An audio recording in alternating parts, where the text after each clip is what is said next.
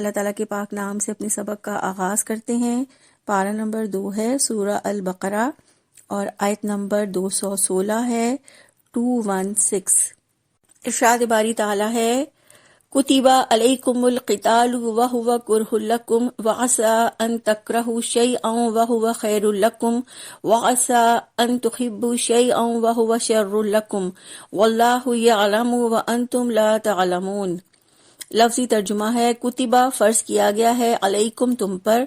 قتالو جنگ کرنا، وہوا حالانکہ وہ کرہن ناگوار ہے، لکم تم کو، وعسا اور ہو سکتا ہے، ان کے تکرہو تم سب ناپسند کرو، شیئا ایک چیز،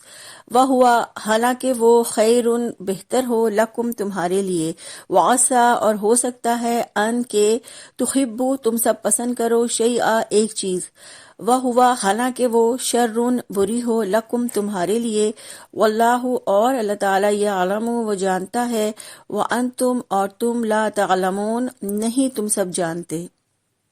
با محاورہ ترجمہ ہے تم پر قتال فرض کر دیا گیا حالانکہ وہ تمہارے لیے ناپسندیدہ ہو سکتا ہے، اور ہو سکتا ہے کہ تم کوئی چیز ناپسند کرو اور وہ تمہارے لیے بہتر ہو، اور ہو سکتا ہے تم کوئی چیز پسند کرو حالانکہ وہ تمہارے لیے بدتر ہو، اور اللہ تعالیٰ جانتا ہے اور تم نہیں جانتے۔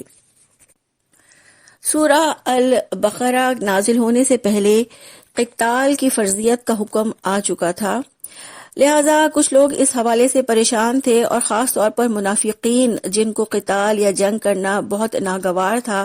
وہ یہ کہتے تھے کہ صلح جوئی سے کام لینا چاہیے اور بس دعوت و تبلیغ کے ذریعے سے ہی لوگوں کو سیدھے راستے کی طرف لانا چاہیے، اور جنگ و جدال اور لڑائی وغیرہ کوئی اچھا کام نہیں ہے، وغیرہ وغیرہ۔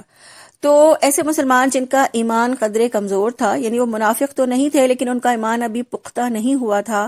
تو وہ ایسے لوگوں کی باتیں سن کر دلوں میں تنگی محسوس کر رہے تھے۔ تو ایسے موقع پر اللہ کا حکم آیا کتب علیکم القتال، تم پر قتال فرض کر دیا گیا ہے، یعنی اللہ تعالیٰ نے قتال کو فرض کیا ہے۔ پہلے مسلمان کمزور تھے، ان کو قتال سے روکا گیا تھا، لیکن پھر جب وہ ہجرت کر کے مدینہ آ گئے تو انہیں قتال کا حکم دے دیا گیا۔ یہاں پر قتال کی فرضیت کے لیے کتبہ کا لفظ استعمال کیا ہے اللہ تعالیٰ نے، اور اس سے پہلے یہ لفظ روزے کے لیے، قصاص کے لیے اور وصیت کے لیے بھی استعمال ہو چکا ہے۔ پھر فرمایا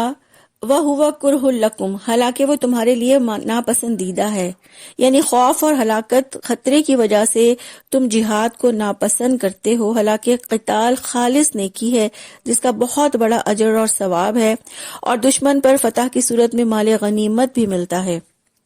انسان اپنی جان اور اپنے مال پر اپنا حق سمجھتا ہے، جبکہ اللہ تعالیٰ کا مطالبہ ہے کہ جان اور مال کو اللہ کی راہ میں لگا دو، اسی لیے اللہ تعالیٰ نے قتال کو فرض قرار دیا ہے۔ ہم دیکھتے ہیں کہ عصر حاضر کے لوگ بھی قتال فی سبیل اللہ کے لیے دل میں تنگی محسوس کرتے ہیں،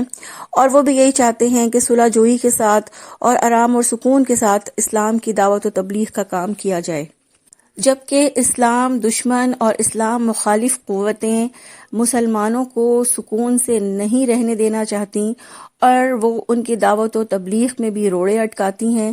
اور اسلام کو ناپسند کرنے کی وجہ سے اس کے پھیلانے کو روکتی ہیں۔ اور اس طرح جب اسلام مخالف قوتیں دلیل کے میدان میں ہار جاتی ہیں تو پھر تشدد کے ذریعے اسلام اور مسلمانوں کو دبانے کی کوشش کرتی ہیں، اور ایسے حالات پیدا کر دیے جاتے ہیں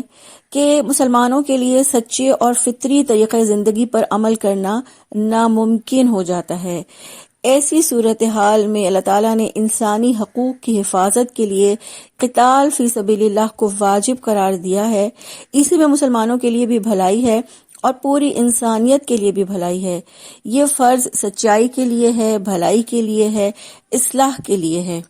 پھر فرمایا وَعَسَىٰ أَن تَكْرَهُوا شَيْئًا وَهُوَ خَيْرٌ لَكُمْ وَعَسَىٰ أَن تُحِبُّوا شَيْئًا وَهُوَ شَرٌ لَكُمْ، اور ہو سکتا ہے کہ تم کوئی چیز ناپسند کرو اور وہ تمہارے لیے بہتر ہو، اور ہو سکتا ہے کہ تم کوئی چیز پسند کرو حالانکہ وہ تمہارے لیے بدتر ہو۔ اللہ تعالیٰ نے جہاد کا حکم دے کر اس مثال کے ذریعے سے مسلمانوں کو سمجھایا ہے کہ اگرچہ قتال تمہارے لیے دشوار ہے، مگر اللہ تعالیٰ کے حکم پر عمل کرو، اور اس کے نتیجے میں اللہ تعالیٰ تمہارے لیے دنیا اور آخرت دونوں میں بھلائیاں نصیب کرے گا، اور جہاد کے نتیجے میں عزت، مال اور فتح نصیب ہوگی۔ اللہ سبحانہ و تعالیٰ نے اس مثال سے سمجھایا ہے کہ ہو سکتا ہے کوئی چیز تم ناپسند کرو جبکہ وہ تمہارے لیے بدتر ہو، یعنی تمہیں گھر بیٹھنا پسند ہے مگر اس کے نتیجے میں دشمن غالب آ سکتا ہے، ذلت کا سامنا کرنا پڑ سکتا ہے، دنیا میں شکست، کفار کا تسلط اور حکمرانی، اور آخرت میں جہنم کا عذاب۔ انسان جسے اچھا سمجھتا ہے وہ چیز اس کے حق میں اچھی نہیں ہوتی، اور جسے برا سمجھتا ہے وہ اس کے حق میں اچھی ہوتی ہے، کیونکہ انسان دنیا کے فائدے چاہتا ہے، ایسے شخص کا آخرت میں کوئی حصہ نہیں ہے۔ انسان آزاد زندگی چاہتا ہے، اپنی جان اور مال پر اپنا حق سمجھتے ہوئے اپنی مرضی سے گزارنا چاہتا ہے۔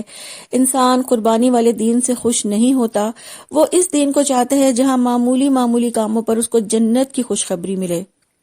جبکہ اللہ رب العزت نے قرآن پاک میں متعدد جگہ یہ فرما دیا، ام حسبتم ان تدخلوا الجنہ، تم کیا سمجھتے ہو تم یوں ہی جنت میں چلے جاؤ گے؟ جنت کا راستہ اتنا آسان نہیں ہے،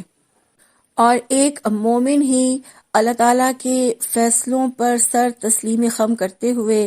اپنی جان اور اپنے مال اللہ کی راہ میں لگاتا ہے اور جنت کا سودا کرتا ہے۔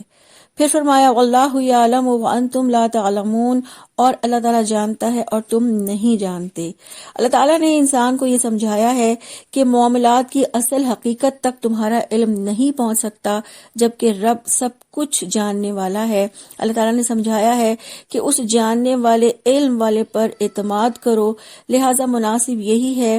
کہ اللہ تعالیٰ کی قضاء و قدر کے ساتھ چلو، خواہ تمہیں اچھا لگے یا برا لگے۔ حضرت ابو ہریرہ رضی اللہ عنہ سے روایت ہے، رسول اللہ صلی اللہ علیہ وآلہ وسلم نے فرمایا، اللہ تعالیٰ کی راہ میں ایک صبح یا ایک شام نکلنا ساری دنیا اور دنیا میں جو کچھ ہے وہ ان سب سے بہتر ہے۔ اسی طرح ایک اور حدیث میں رسول اللہ صلی اللہ علیہ وآلہ وسلم نے فرمایا،